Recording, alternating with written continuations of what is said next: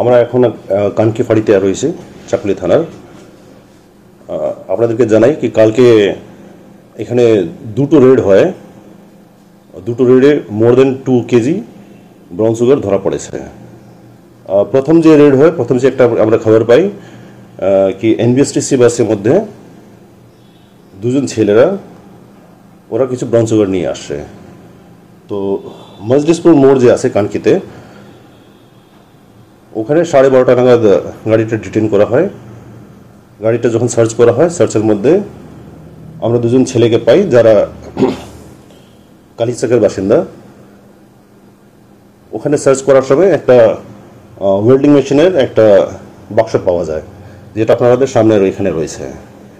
এটা যখন সার্চ করা হয় ওই সময়তে আমরা টোটাল ভিতর থেকে 15টা প্যাকেট পাই ব্রাউন সুগারের, যার ওজন হলো 1.656 কেজি।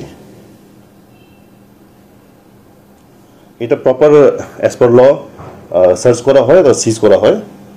আর সেকেন্ড খবর পাই আমরা অ্যারাউন্ড 8 PM, যেটা পাই কি একটা হোয়াইট স্করপিওতে কিছু ব্রাউন সুগার আসছে। এটা নয়ানগর পেট্রোল পাম্প যে রয়েছে আমাদের এনএসের মধ্যে, এখানে এই গাড়িটা দাঁড় করানো হয়, ডিটেন করে অ্যাজ পার ল এটাকে প্রপার সার্চ করা হয়। সার্চের মধ্যে 618 গ্রামস ব্রাউন সুগার ধরা পড়েছে।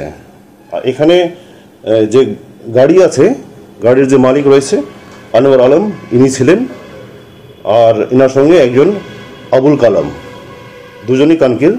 দুজনকে অ্যারেস্ট করা হয় আর দুজনকে আমরা 14 দিনের রিমান্ডের জন্য আজকে প্রেয়ার করে আমরা পাঠিয়েছি।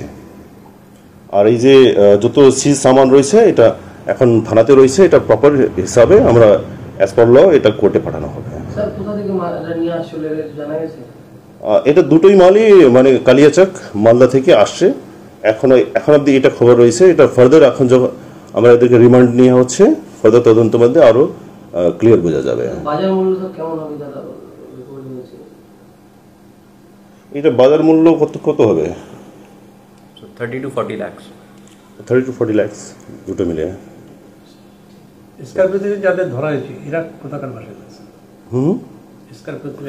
স্করপিওতে যে ধরা হয়েছে দুজনেই কানকির বাসিন্দা। আনোয়ার আলম যে রয়েছে 28 বছরের ছেলে, ইনি গাড়ির মালিক আর গাড়ি চালকও ছিলেন।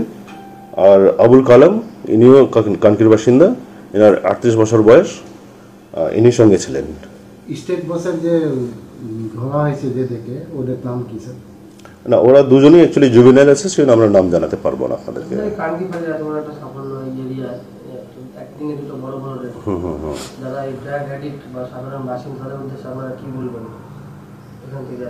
না, এটা আমরা সেটাই বলবো, পাবলিক পুলিশের সাহায্য করুক। আর যখনই এই ধরনের কোনো খবর পাচ্ছে পুলিশকে জানানো হোক। পুলিশের একটা অ্যাজ আ সোসাইটি পুলিশকে হেল্প করুন, তাকে আমরা এটাকে থামাতে পারি।